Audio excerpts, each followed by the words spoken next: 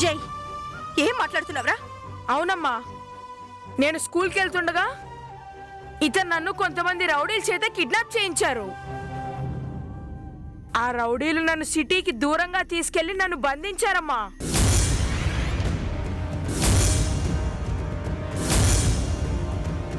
ఈయన నన్ను భయపెట్టి బెదిరించి నా చేత లెటర్ రాయించాడు.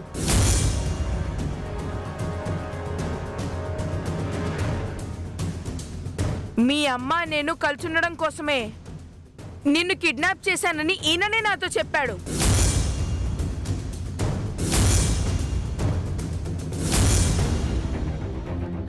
నేనక్కడి నుండి తప్పించుకోవాలని చూస్తే రౌడీలు నన్ను మళ్ళీ పట్టుకున్నారు.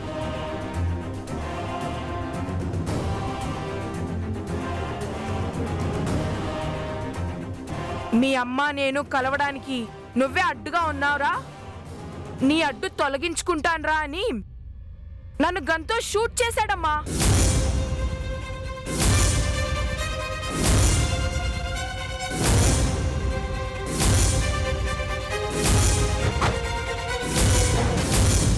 లక్కీగా నేను ఎస్కేప్ అయ్యి వచ్చానమ్మా. నేను చెప్పేది నిజమమ్మా. నువ్వు సీనియర్ని నమ్మొద్దు. నమ్మితే నన్ను చంపాలనుకున్నట్టే నిన్ను కూడా చంపేస్తాడమ్మా. ఈ క్రిమినల్ని నమ్మొద్దమ్మా. ఆపన్నయ్య,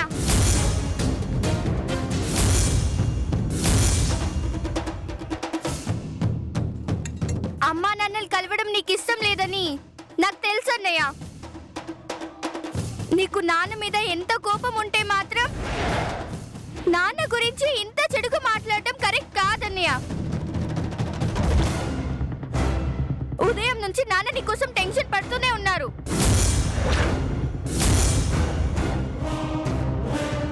బయటికి వెళ్లకుండా ఇంట్లోనే ఉన్న నాన్న నిన్ను కిడ్నాప్ చేయడం ఏంటన్నయ్యా?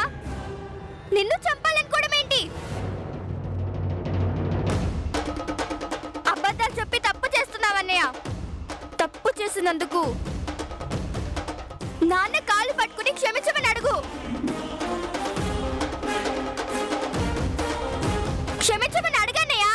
నీకు మీ నాన్నంటే పిచ్చి, అందుకే మీ నాన్న ఏం చేసినా కరెక్ట్ అని చెప్తున్నావు. మీ నాన్నకు అమ్మ మీద పిచ్చి ప్రేమతో ఎన్నో తప్పులు చేస్తున్నాడు.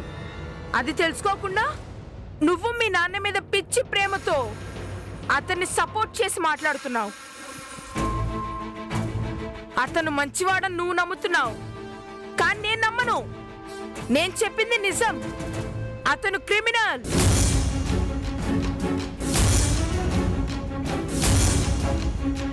జై, చిన్న పిల్లాడివి కదా అని ఊరుకుంటుంటే నోటుకొచ్చినట్టు వాగుతావేంట్రా? మీ నాన్న గురించి నీకేం తెలిసిన మాట్లాడుతున్నావు?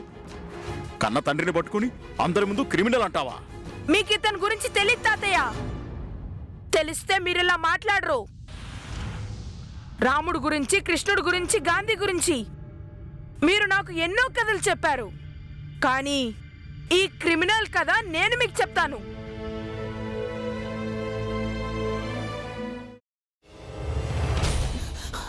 నువ్వు ఇంకేమన్నా చెప్పాలా? ఇంకేమన్నా అబద్ధం చెప్పాలనుకుంటే చెప్పేయి.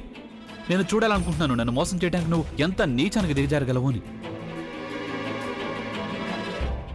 ఎందుకు ఆలియా, ఎందుకు నువ్వు ఇలా చేసావు?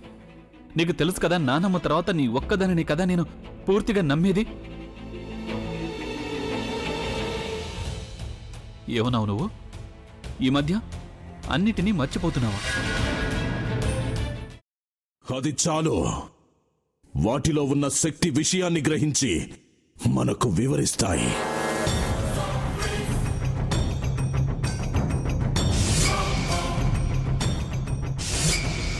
ఎవరు ఆ దండ విప్పొద్దు, గది తలుపులు తెరవద్దు.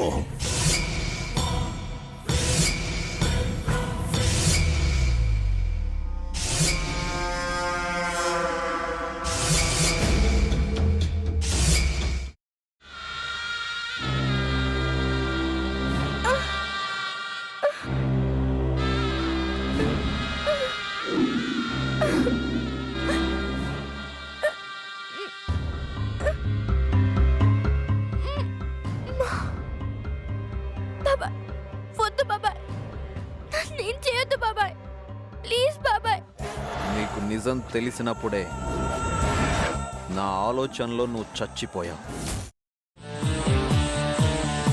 అబ్బా ప్లీజ్ కొంచెం తినండి ప్లీజ్. భీమారావు గారు మీరా? ఇగో మీరా కాదు సక్కుబాయ్. అవును, మీ పనామే లేచిపోయిందని చెప్పి కంప్లైంట్ ఇచ్చినావు కదా. రేయ్, ఆయన కంప్లైంట్ ఇచ్చింది లేచిపోయిందని కాదు, కనిపించడం లేదు అని. అచ్చా, అట్లానా? సరే మేడం. ఇడియట్. ఆ వంట మనిషి పేరేంటన్నారు? రత్తాలు మేడం.